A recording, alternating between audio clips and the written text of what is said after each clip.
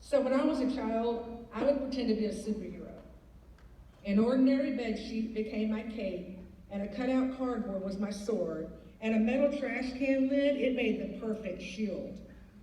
In my make-believe world, I could fly through the air with ease, leap over buildings, and use my special powers to save the world.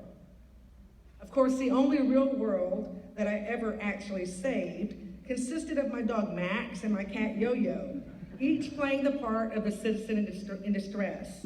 And my only real mission was to eat dinner and go to bed. My real life, though, it was much more difficult. I was a child struggling with a pronounced speech impediment and would do just about anything to avoid reading or speaking out loud in school out of fear of ridicule. When the other kids would read, I remember wishing that I could say the words clearly like they did and feeling embarrassed when I could not.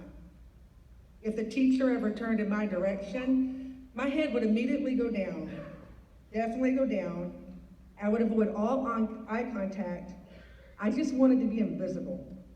I would quietly whisper to myself, please, please, please don't pick me. My elementary school years were challenging and oftentimes lonely. Luckily, though, things were about to change. I thought superheroes were only make-believe, but I was wrong. Both my reading teacher and my school speech pathologist therapist became my real-life superheroes. They refused to let me settle for less than they knew that I could accomplish and did whatever was necessary to make sure that I succeeded. With years of hard work and their amazing support, I was able to overcome my fear of speaking, and I grew more confident in my efforts to read. I was given opportunities to succeed, and I learned how to believe in myself. My teachers refused to give up and never once allowed me to give up on myself. They listened with their hearts, and they made me realize that superheroes really do exist, and they're called teachers. Fast forward to this very moment. This auditorium is filled with Pearland ISD modern-day superheroes. Your enthusiasm is electrifying, contagious, and deserves recognition. I personally want to thank each of you for what you do to impact our kids. I am a product of public education and of teachers who, just like all of you, worked hard every day for kids like me. I hope to serve as proof that what you do, it really does matter. It mattered to me, and it changed my life. I was inspired by teachers just like you. So what does a superhero teacher do to deserve the title? They make what seems impossible, possible. The word can't, it's not in their vocabulary. What does a superhero teacher look like? That's very, very easy. Take a moment to look to your left, and then look to your right. Look in front of you, and then look behind you, because each of you are the superheroes that I'm speaking of. Why is great teaching like being a superhero? Every day you use methods, whatever they may be, to find ways to teach your content, analyze data, plan lessons, collaborate with others, prepare for state testing, track progress, implement new ideas, address different learning styles, and countless other activities. You do all of that, plus you nurture the child's heart and soul. Now that is truly amazing. How can we all teach like a superhero? My students know that I absolutely love all things Marvel and DC comics. I love all the superheroes. They also know that I like to teach using my favorite hero's special abilities. We have a lot of fun with it in my classroom. I would like to share 3 secret powers that I learned from my favorite heroes. First, there's Spidey sense. This is Spider-Man's ability to sense when something's not quite right. It allows him to see clearly and to solve problems.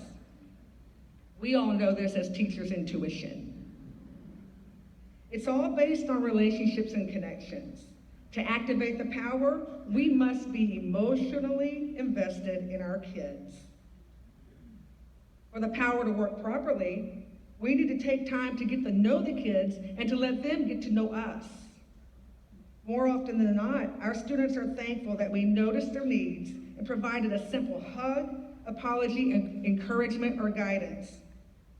It's amazing how students respond to a simple, hey, I'm sorry, or I was wrong. Spidey sense allows us to help the kids when they can't help themselves. Secondly, there's humor, my personal favorite. This is one of Spider-Man's greatest powers. In the face of adversity, negativity, and challenge, he uses quick wit and charm to de-escalate potentially bad situations.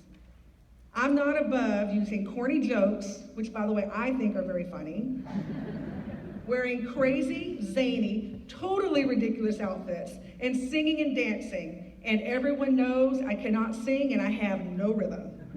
But I do it all for the purpose of keeping the atmosphere light and safe in my classroom. I have found that it's extremely hard for my students to stay angry at me when I'm dressed as a giant purple troll or a big green space alien. I remind myself every day that my students, they're only 10 years old. They have good days and they have bad days, just like I do. Many are faced with unbelievable challenges. Some are just sad, some are just scared. My goal is to change the negative into a positive through humor so that their mind is free to learn. And finally, there's X-ray vision. Superman's ability to see through things. Teachers, we call this love. It allows us to look past the data, past the social, emotional, and economic problems, past cultural differences, poor choices, and hurtful words. It allows us to see the heart of our students in its truest form. We're able to find ways to encourage and to provide hope and unconditional belief in their abilities. Seeing their heart allows us the ability to forgive and to teach empathy. It allows us to model not only what love and kindness looks like, but what love and kindness feels like. So in closing, I challenge you to continue to be the kind of teacher that changed my life years ago, and to embrace your own superpowers within, whatever they may be. I challenge you to take every teachable moment and make it your own, and to be the hero that every child deserves to have in their corner. Most importantly, I challenge you to believe that you are not here by accident, and to accept the honor of being one of the very best that education has to offer. So, everybody, grab your superhero cape, dust it off, and let's get ready to have a great year. Yeah.